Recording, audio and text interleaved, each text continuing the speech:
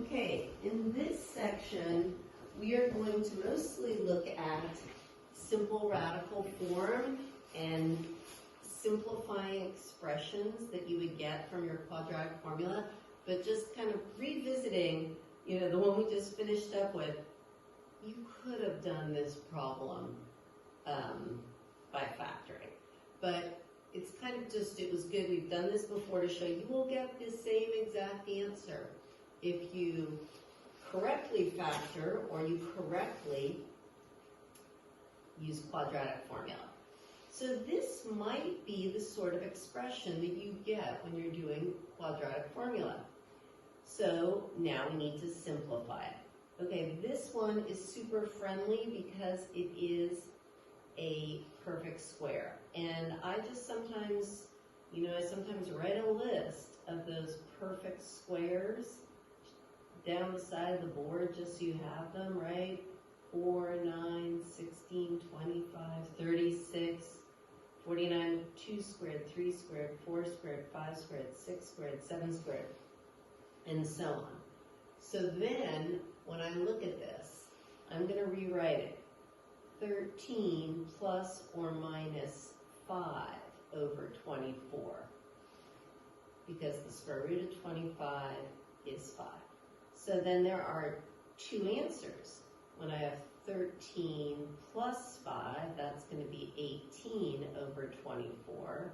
When I've got 13 minus 5, I'm going to have 8 over 24. So simplifying both of these, when I look at 18 and 24, 6 goes evenly into both of those. So that would be 3/4, and 8/24, 8 goes in evenly. So I would end up with 1/3. So when you see this expression, 13 plus or minus the square root of 25 over 24, if I write it in simplified form, that means just 3/4 or 1/3. Here we're going to just practice a little simple radical form. And again, I'm looking to see if there are any perfect square factors for what's under the radical. So I am going to rewrite 20 as 4 times 5, because 4 is a perfect square. It can come out from under the radical. So the square root of 20 and 2 times the square root of 5 are going to be equivalent. And one of the things that just, if you want to be kind of more confident about this, I think it's nice to sometimes just confirm that with a calculator. So the square root of 20 is 4.472. This is a decimal approximation, and it makes sense. It's going to be a number between 4 and 5. And if I say 2 times the square root of 5,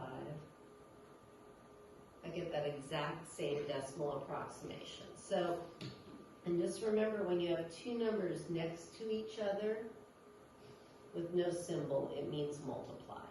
So square root of 75, I think about that 75 as 25 times 3, which is going to be 5√3.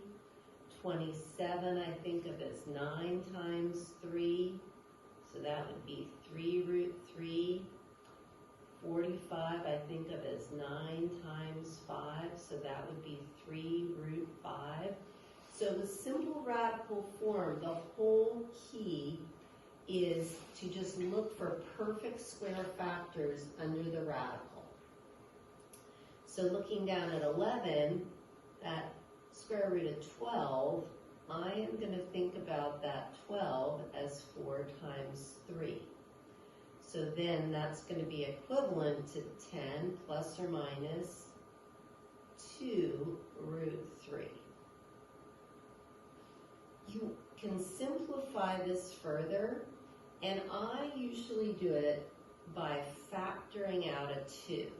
The reason is because a lot of times students have a little bit of difficulty simplifying something where there's multiple terms in the numerator. And so I'm going to factor out the 2, so I end up with 5 plus or minus the square root of 3 over 4. And you could have seen that 2 goes into this term, 2 goes into this term, and 2 goes into your denominator. I just like to factor it out, but you can do it either way. So the next one, I'm thinking about, how can I rewrite 18, okay? Thinking about perfect square factors, right? 18 is 9 times 2, so I can rewrite that as 6 plus or minus 3 root 2 over 12. So a 3 goes into all of these terms. Again, you do not have to do it exactly the way I do it, but I think that makes it kind of easy to see. And just like we were saying, you could actually use your calculator here to confirm that if you put 6 plus the square root of 18 over 12, you get the exact same thing for a decimal approximation as 2 plus the square root of 2 over 4. So we're just going to do one more solving a quadratic equation. When it says solve, it means I'm solving for x. But first, I have to rewrite in standard form. So I'm going to multiply 6x minus 6 times x minus 2. So I'm going to, I say FOIL that because I multiply the first ones and I get x squared. I multiply the outside values, I get negative 2x, the inside. And then the last one's a negative 6 times a negative 2. Okay, so I want this side to be 0, so I'm going to add 2 to both sides. These are like terms. So first step is, did you get x squared minus 8x plus 14 equals 0? So I'm thinking, I don't think this one's going to factor, right? Because the things that multiply to give me a 14, right, is either 1 times 14 or 2 times 7. So I am not going to get this negative 8 as a sum. So I'm going to go ahead and use quadratic formula. My a value is 1, my b value is negative 8, and my c value is 14. So I'm going to write it over here. I've got x equals negative b, so negative of negative 8 is an 8, plus or minus, my negative 8 squared is 64, minus 4 times 1 times 14, and the whole thing over 2 times 1. So 4 times 14 is going to be 56. So I've got 8 plus or minus the square root of 64 minus 56 over 2. So 64 minus 56 is going to give me an 8. So I am going to think about that 8 like 4 times 2. So I'm going to get 8 plus or minus 2 root 2 over 2. And a 2 goes in evenly.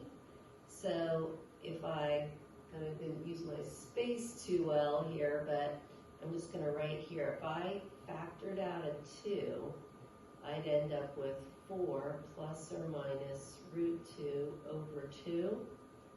And so the answer is that x equals 4 plus or minus root 2.